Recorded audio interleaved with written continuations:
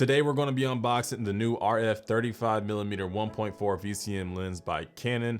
Let's jump right into the video. The new RF 35mm 1.4 VCM lens just came out a few months ago, and here we're just going to unbox it for you so you can see everything that it comes with. When you open the box, you're going to have some documentation, and then on that documentation you'll see me do a big grab because I really thought this was the lens, but it is not. This is actually a carrying case for the lens. I personally recommend just putting it inside of a camera bag if you were able to do so, but if you don't have one handy and you still want to carry it with you without having it just be bare bones, you can put it in this carrying case. So under that, you see me take another big grab because I thought that was a lens too, but that's another pump fake. Goofy me. But this is the lens hood that it comes with, as all L series lenses come with lens hoods, so that's pretty cool. And this is a butterfly, or not butterfly, tulip lens hood. And then with that, if I can get it open, this is the new bracket thing that goes on the back side of the lens that you can add filters into. Clearly the camera didn't want to focus on that, but that goes on the back side of the lens and you can add filters to it instead of having to put them on the lens, but I just say put them on the lens.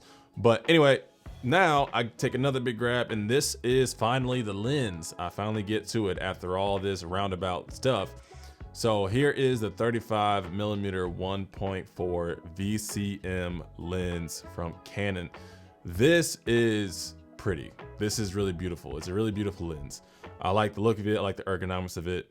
It's not too big. It's not too small. It has a 67mm thread size, as you see here. And yeah, the what do you call those? The iris blades or something like that. I think there's like 8 of them. I could be wrong, I don't remember, but here's the back side of the lens as well. As you can see, very clean, very new, obviously. The lens caps on, I don't know if it's all L series lenses, but the lens caps on this lens felt a lot more durable than my other contemporary lenses. I don't know if that's intentional, but it does. So that's a good feat if you're looking for an all-around heavy-duty lens, from the lens to the caps. And here I'm pulling out that little bracket thing again that goes on the back side of the lens.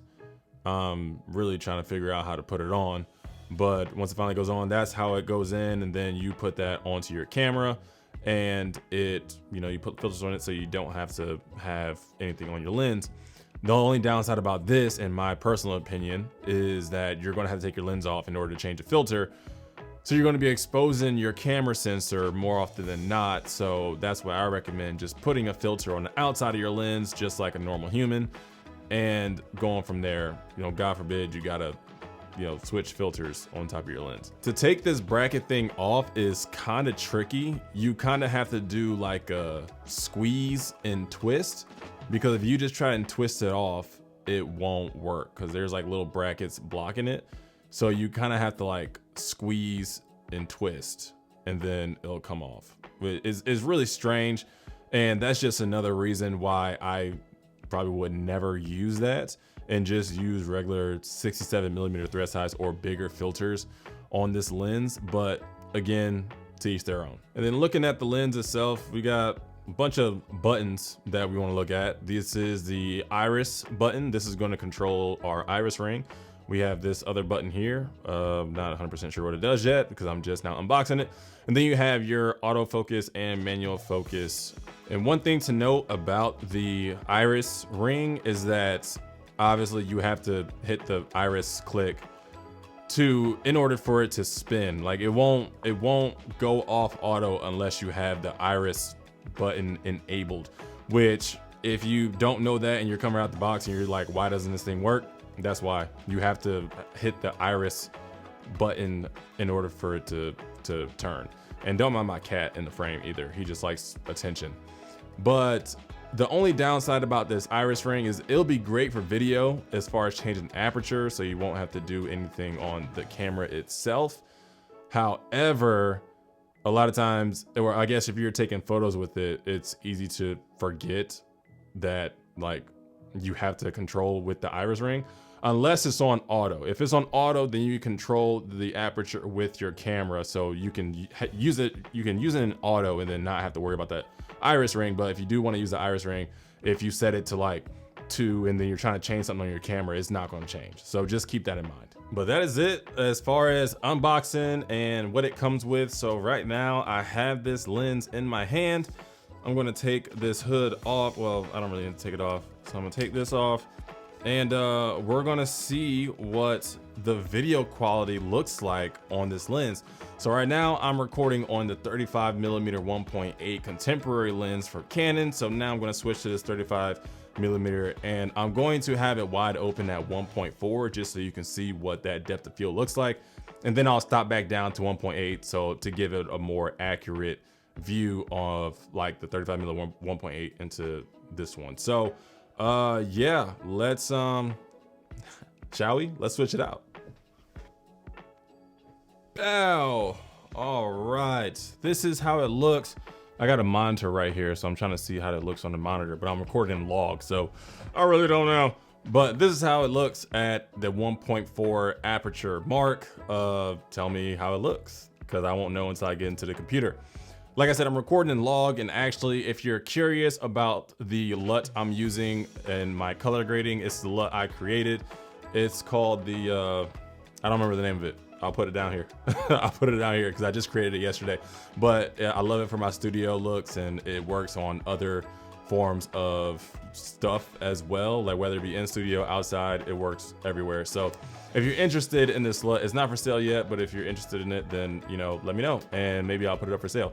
So also, full disclaimer, on the 35mm 1.8, I was also recording with this 1/2 black mist diffusion filter. So I'm actually going to throw this on and stop it down to 1.8 to get a more accurate view from the 35mm 1.8 to the 35mm 1.4. And this is the look you're getting with the 1/2 black mist diffusion filter. The same thing I was using on 35mm 1.8 when I was recording earlier. So this is just the unboxing and the first looks. This is not going to be a review just yet. I need to go out and take some more real world videos of this and photos with this just to see how everything looks. But I'm excited to get back to y'all with a more so full length review. If you're looking for more lens reviews on this channel, I actually reviewed the Sigma 18-50 RF lens 2.8 for Canon APS-C. So I'm gonna put that up here on the top left if you're interested in that lens as well, if you do shoot on a Canon crop sensor camera. So with that being said, that is all. Oh, wait. I forgot to stop down to 1.8. Hold on. Let me, okay. This is at 1.8. I don't know if you're gonna see a big difference, but I just wanted to do that because I said I was going to. But anyway, that's it for today's video. If you like this content, comment, like, and subscribe to the channel. There's gonna be more videos on this RF 35mm 1.4 where this came from. So I appreciate y'all tuning in. If you're staying to the very end, put your favorite color down in the description, or put your favorite color down in the comments below so I know you made it to the very end. Until next time, peace.